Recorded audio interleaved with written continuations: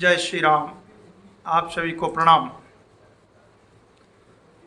1947 को भारत आज़ाद हुआ और आज़ादी के बाद में देश में अंतरिम सरकार बनी और उस अंतरिम सरकार में एक शख्स शामिल थे जो कि राष्ट्रवाद विचारधारा को लेकर के सदैव चिंतन मनन करते रहते थे।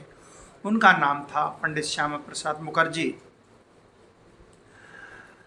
और मुखर्जी सदैव राष्ट्रहित में चिंतन करते थे और वो सदैव गौरक्षा और जम्मू कश्मीर और लियाकत मुद्दे को लेकर के सदैव पंडित नेहरू से चर्चा किया करते थे। लेकिन पंडित नेहरू जी ने श्यामा प्रसाद मुखर्जी की बात को तवज्जो नहीं दिया। तो जब उनकी बात को नहीं सुना गया तो पंडित नेहरू को उन्होंने बार बार बताया कि मैं गौरक्षा और जम्मू कश्मीर की समस्या और लियाकत मुद्दे को लेकर के आपसे अनेक बार बैठ कर चुका हूँ, आप इस पर मेरी बात को ध्यान नहीं दे रहे हैं। तो इस मुद्दे और विषय को लेकर के श्यामा प्रसाद मुखर्जी ने और नेहरू जी की सरकार से, अंतरिम सरकार से रिजाइन दे दिया। उद्योग एवं वाणिज्य मंत्रालय से रिजाइन देने के बाद श्यामा प्रसाद मुखर्जी ने 1951 में जनसंघ की स्थापना की। उस स्थापना में पंडित श्यामा प्रसाद मुखर्जी ने हिंदुत्व को लेकर के अपनी आवाज़ को मुखर किया और आते आते सन 1970 जब 25 जून और 2075 को देश में आपातकाल लगा तो उस समय आते आते ये जनसंघ जनता पार्टी के रूप में परिवर्तन होने लगी थी। जब 25 जून 1975 को देश में आपातकाल लगा और 2.5-3 वर्ष के बाद में जैसे ही आपातकाल हटा तो देश में आम चुनाव हुए। उसमें एक गैर कांग्रेसी गठबंधन बनाया गया जिसका नाम रखा जनता पार्टी। तो ये भारतीय जनसंघ और कांग्रेस ओ समान विचारधाराओं की पार्टियों ने संगठन बना करके कांग्रेस के खिलाफ चुनाव लड़ा और आपातकाल के बाद में हुए चुनाव में जनता पार्टी को और भारी समर्थन मिला और पंडित मुरारी देसाई देश के प्रधानमंत्री बने। इसके बाद में 2.5-3 साल के अंतराल में सरकार और संगठन में टकराव हुआ आरएसएस के मुद्दे को लेकर के और जनता पार्टी का विघटन हुआ। तो 6 अप्रैल 1980 को जनता पार्टी से नया दल, नया झंडा, नया नारा लेकर के जनता पार्टी से भारतीय जनता पार्टी 6 अप्रैल 1980 में नए दल का निर्माण हुआ। 1980 में पंडित अटल बिहारी वाजपेयी को भारतीय जनता पार्टी का प्रेसिडेंट बनाया गया और लालकृष्ण आडवाणी को महामंत्री बनाया गया। इसके बाद में यह क्रम चलता रहा और 84 के चुनाव में भारतीय जनता पार्टी को मात्र 2 सदस्य विजय हुए।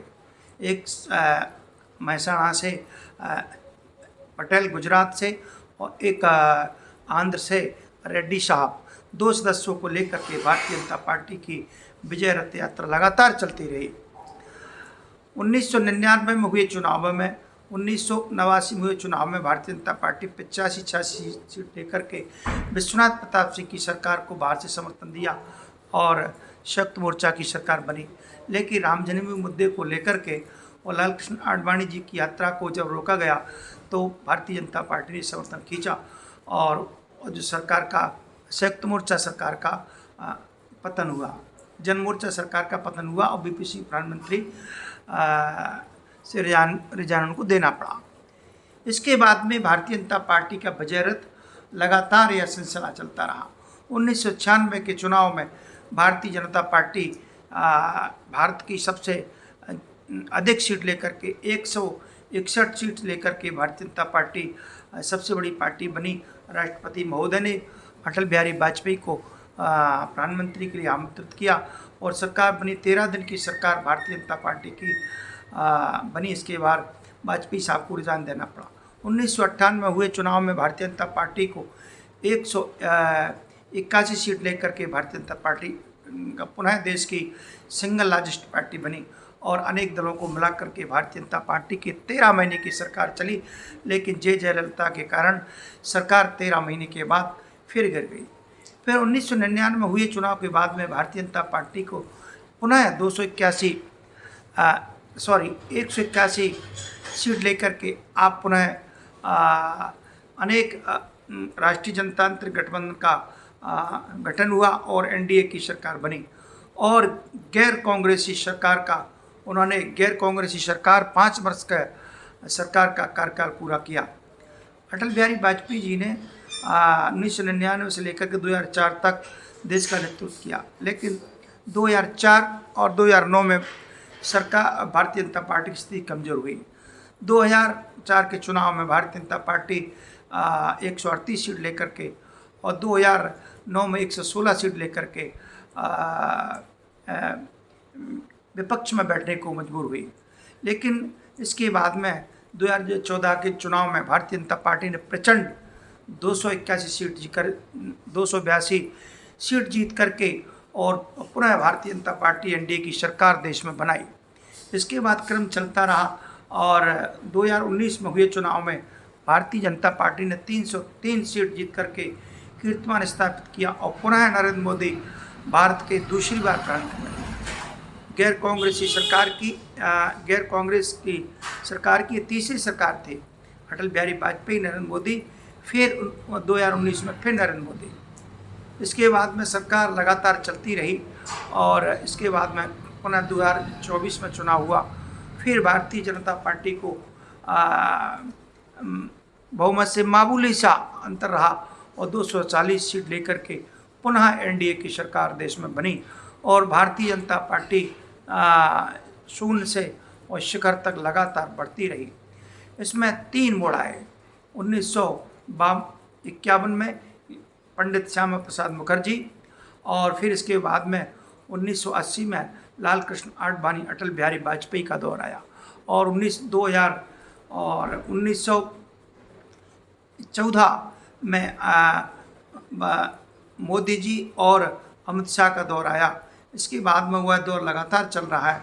आज भारतीय जनता पार्टी पूरे देश में और सभी को साथ लेकर के सबका साथ सबका विकास को लेकर के सरकार आगे बढ़ रही है। आज भारतीय जनता पार्टी के करोड़ों करोड़ों कार्यकर्ता हैं और भारतीय जनता पार्टी की लगातार मजबूत और स्थायी सरकार देश में कड़े और बड़े साहसिक और क्रांतिकारी निर्णय ले रही है। जैसे 2019 में राम जन्मभूमि मुद्दा को हल किया और धारा 370 को हटाया, ट्रिपल तलाक और सीए इत्यादि महत्वपूर्ण और ऐतिहासिक निर्णय सरकार ने लिए।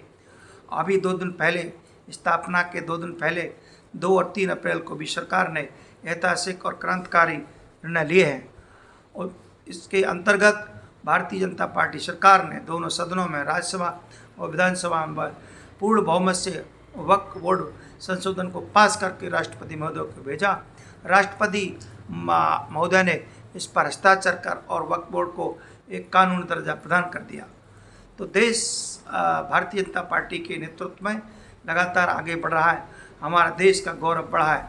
आज अंतर्राष्ट्रीय स्तर पर भारत की बात को सुना जाता है, चाहे रूस हो, चाहे जापान, यूएस, अमेरिका, ब्रिटेन, कोई भी, भूटान, नेपाल, श्रीलंका, कोई भी, चाहे वो दक्षिण एशिया का देश हो, चाहे यूरोप का हो, चाहे संयुक्त राज्य अमेरिका का हो, हर देश और हर महाद्वीप के लोग भारत की आवाज़ को पूरी ताकत से सुनते हैं और इस पर अमल करते हैं। आज भारत के वैभव को आगे ले जाने के लिए भारतीय जनता पार्टी कृत संकल्पित है और नरेंद्र मोदी के अथक प्रयासों से, भारतीय जनता पार्टी के अनेक लाखों करोड़ों कार्यकर्ताओं के प्रयासों से आज भारतीय जनता पार्टी सत्ता के उच्च शिखर पर पहुंच गई है। सत्ता पर उच्च शिखर पर पहुंचाने में करोड़ों लाख लाखों लाखों कार्यकर्ताओं का बहुत बड़ा योगदान है। आज भारतीय जनता पार्टी का 40वां स्थापना दिवस है। इस स्थापना दिवस पर मैं आप सभी को बहुत बहुत बधाई और शुभकामना देता हूँ। इसी के साथ ही आज के अंक में केवल इतना ही। अब मैं कल किसी विषय को लेकर के उपस्थित होऊंगा। तब तक के लिए आपको प्रणाम। जय हिंद, जय भारत।